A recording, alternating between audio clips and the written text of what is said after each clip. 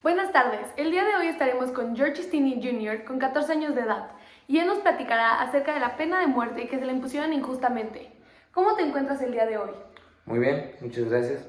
Hoy vengo a platicar cómo se me trató injustamente y cómo se me juzgó de la manera incorrecta. George, ¿recuerdas tus últimas palabras antes de morir? Sí, no puedo pensar que en una injusticia mayor que la violación que se cometieron a mis derechos constitucionales que han sido probados en este caso. Muchas gracias. Ahora sí, comencemos, ya que ese es el tema del día de hoy. ¿Cómo las penas de muerte pueden llegar a ser injustas y sobrevaloradas?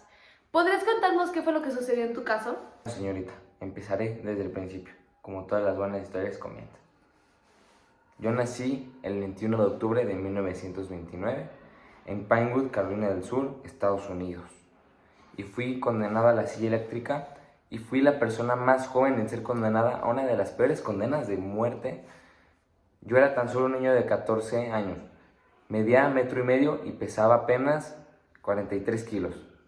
Y mi peor mal era ser negro. En la tarde del 24 de abril de 1994, observé de qué manera mi destino estaba siendo decidido.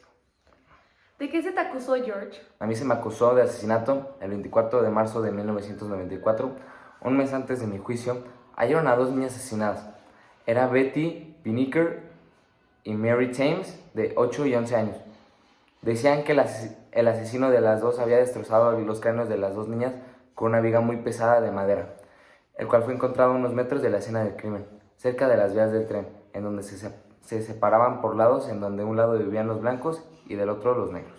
Lo que tengo entendido, ambas niñas se encontraron junto a tu hermana y les preguntaron acerca de dónde podían encontrar unas flores. ¿Es correcto? Correcto. Sin embargo, mi peor error fue cuando ambas desaparecieron, fue decirles a un vecino que momentos antes yo las había visto. La policía buscaba a alguien a quien culpar, así que usaron a mi hermano como chivo expiatorio. Diría muchos años después tu hermana menor. Lo sé, mi detención no fue justa. No había ni una sola orden de detención y ni siquiera hubo un registro de mi supuesta declaración. Solo era palabra del hombre azul en contra de la mía. Es cierto que el abogado que se te asignó prácticamente no te dirigió la palabra durante todo el proceso por el hecho de que él era blanco. Correcto. Él nunca defendió mis derechos, ni mucho menos nunca presentó evidencias, ni pruebas, nada para que me condenara. A pesar de que los policías, llamados como testigos, dijeron que habías confesado intentar violar a una de las niñas y que cuando ella se negó había decidido matarlas a las dos. No pudieron presentar ningún registro escrito de su confesión. Tampoco se exhibió durante el juicio ninguna prueba física que lo vinculara con el crimen. De hecho, la viga que usó el asesino para acabar con la vida de Betty Jean Binnicker y Mary Emma Thames pesaba más de 20 kilos, por lo que era imposible que un niño de 14 años que pesaba tan solo 45 kilos pudiera haberla levantado para golpearlas con tal fuerza como para aplastarles el cráneo. Y así fallecí de manera injusta. Fue ejecutado 53 días después de la penitenciaría estatal de Carolina del Sur, en Colombia. ¿Quieres que te cuente lo que sucedió 70 años después? Sí, por favor. Después de tu condena y ejecución, tu familia vivió bajo permanentes amenazas, al punto que debieron mudarse del estado y comenzar una nueva vida que los alejará de pesadilla de haber perdido a su hijo pequeño y temer a sus propios vecinos.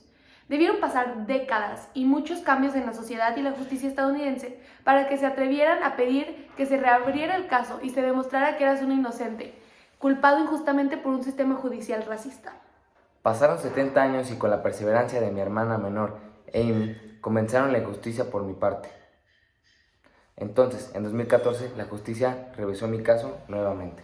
Correcto, George. En diciembre de 2014, la jueza Carmen Tevis Mullen emitió su fallo y sostuvo que el juicio tenía graves errores procesales.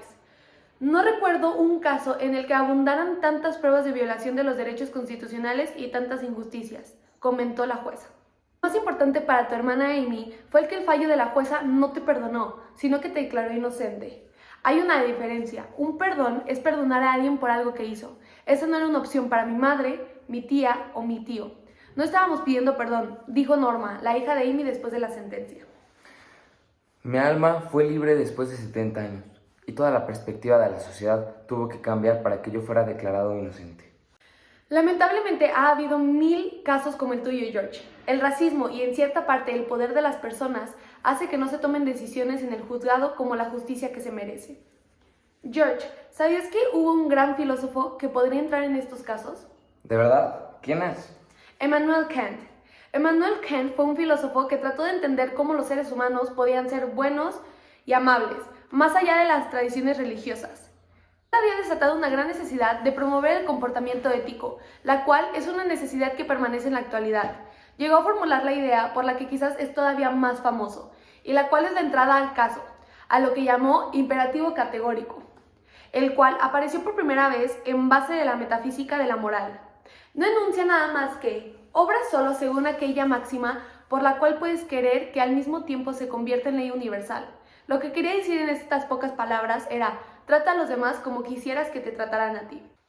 En conclusión, tu caso, George, fue una de las injusticias más grandes de todo el mundo, y sabemos que llegaste a obtener tu libertad tiempo después de tu muerte. Sin embargo, tu caso ha llegado a mejorar en leyes y en justicia. Lamento lo que te sucedió. Muchas gracias por invitarme y permitirme hablar acerca de mi caso y poder enseñarle más a las nuevas generaciones de cómo las injusticias antes eran muy fuertes y simplemente la gente con mayor poder a ti decidían si por ser blanco o negro tenías una sentencia más dura o más leve, o si te podían adjudicar completamente del caso. Muchas gracias por invitarme nuevamente, señorita. Gracias. Gracias.